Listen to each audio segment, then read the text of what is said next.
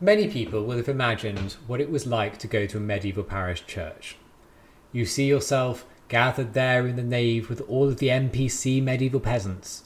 Over there is the lord of the manor, laughing heartily as he chucks chicken bones onto the rush-strewn floor. The starving peasant children rush forward to gather in the scraps.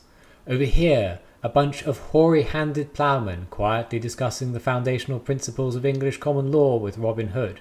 Merry Brandybuck and Pippin Tooke light votive candles before the shrine of St. Ethel Chadwellberger the Obscure.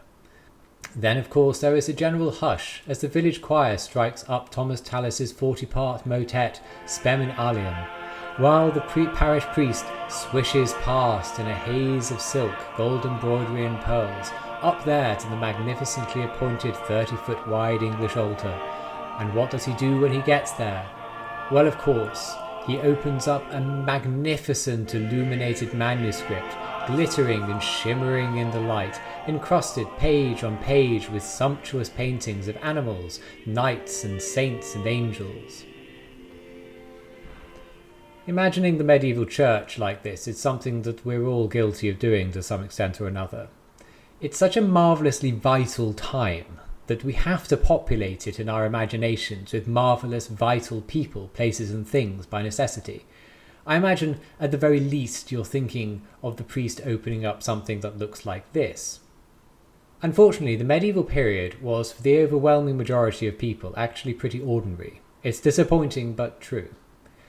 You'll be disappointed to learn that actually the priest, who is much more likely to be wearing a plain wool than embroidered silk, is going up to the altar and is going to open up something that looks much more like this.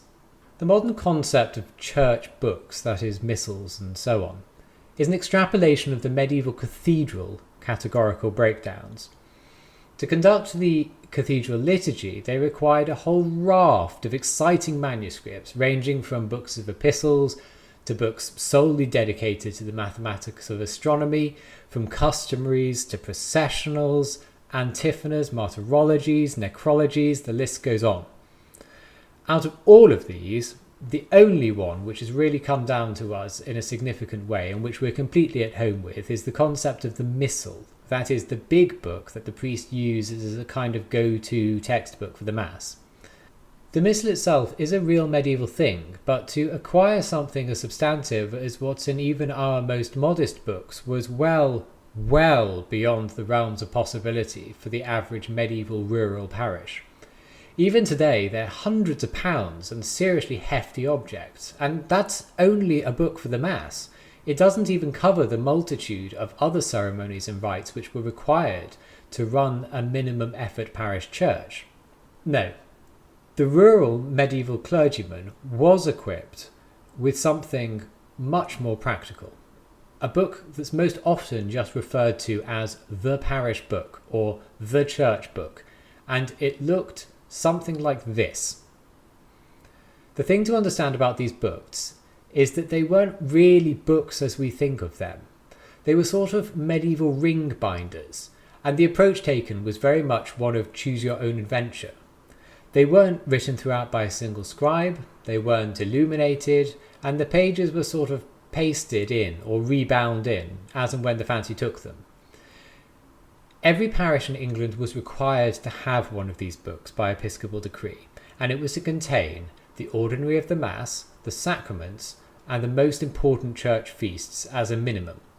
Then you could sort of accrete as much as you wanted to over the course of the years from surrounding parishes or from your local monastery. Are you missing the Sundays in Epiphany? Well, then you'd better send the clerk over to the big church in the market town and beg and borrow a copy of their parish book and copy out as much of that as you can fit on the limited paper supply that you have and make do with whatever he comes back with. What's this? The church has introduced the Feast of Corpus Christi. No problem.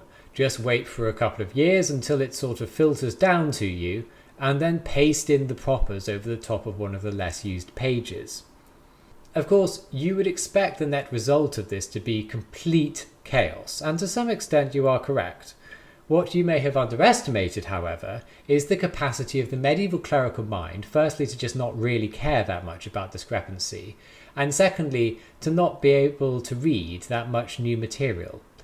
The problem of illiteracy in the medieval church was rampant. The bishops tried to rectify it again and again over the centuries, eventually settling, for a while at least, on the practice of sort of on-the-spot pop quizzes for the clergy, where they were presented with an episcopal homily, ordinarily on penance, and required to just start reading it. Needless to say, it was a disaster, and the problem wasn't really solved decisively until having a university degree became mandatory for the English clergy in the early modern period, and even then, in my experience, it's only barely worked. The point is that a lot of the clergy really only knew a few services, essentially by heart and with crib prompting from familiar written words and phrases which appeared on familiar pages. So what happened if your priest reached the first Sunday after Trinity and didn't recognise, couldn't read, didn't possess the right propers and, to be honest, didn't really care to? Well, the answer's simple. Just repeat the same Mass for the Trinity over and over and over and over again until you've got through to the 24th Sunday after Trinity, and you can start repeating the Mass for the Blessed Virgin or the Mass for the first Sunday of Advent over and over again until Christmas. And that way you really only need to know a sort of best hits compilation album of the Masses for the year, and it's not really like anyone's going to know anyway. As an interesting aside, that little cross there on the page below the crucifixion, it's a sort of aiming bullseye. The priest during Mass is required to kiss the image of the cross, which is why it appears on the page there next to the Tägiter. And over time, the paint would sometimes smudge off onto the priest's lips. So scribes started inserting these little aiming crosses to discourage direct kissing of the painting. In some places you can actually tell whether the priest had a beard or not, because there are sort of whisker marks on the crucifixion. But anyway, back to the books. I've speculated before that this is in fact the origin of what is rather grandly referred to in the medieval missals as the votive masses. These are basically pared down versions of the masses for the major feasts, and pretty closely, if not exactly, fit the bill for what would be required or needed for a medieval parish priest to get through the whole liturgical year without embarrassment. One could well imagine that when a new parish book was needed, these were included as the standard basis for the book on which the accretion of further material was built. And there's no problem with the music either. If you've got limited material to work with up there on the altar, what do you think the cantor's working with in the chancel? That is, if you even have a cantor.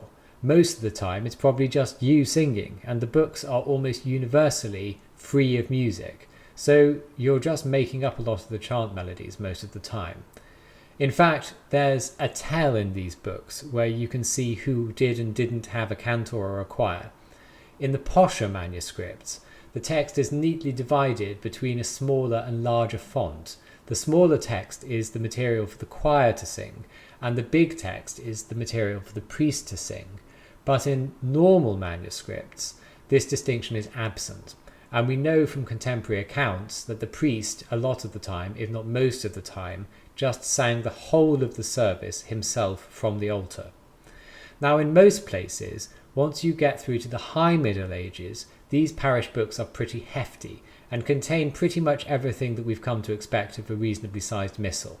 However, they were never complete, and the churchwarden's accounts, right up until the eve of the Reformation, contain regular entries paying bookbinders to unbind and rebind them with more and more material added. And if you've ever read Eamon Duffy's Voices of Morbarth, you will have noticed that this is a regular expense that was entered into the churchwarden's accounts of Morbarth.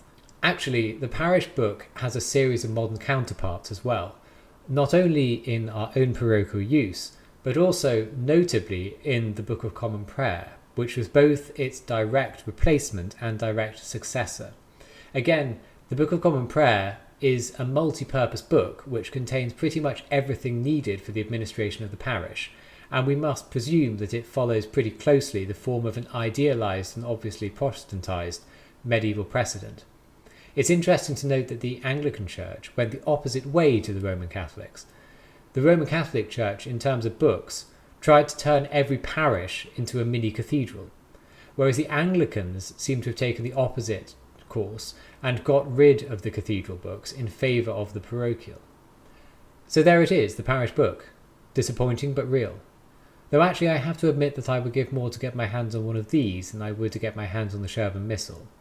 Unfortunately, very, very few of them survive anywhere in Europe.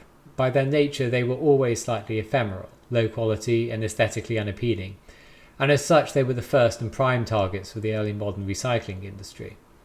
However, now and again they do turn up through in the interleaves or in the bindings of more recent manuscripts, and we get a little glimpse of what the majority of the church was using on a daily, weekly and yearly basis.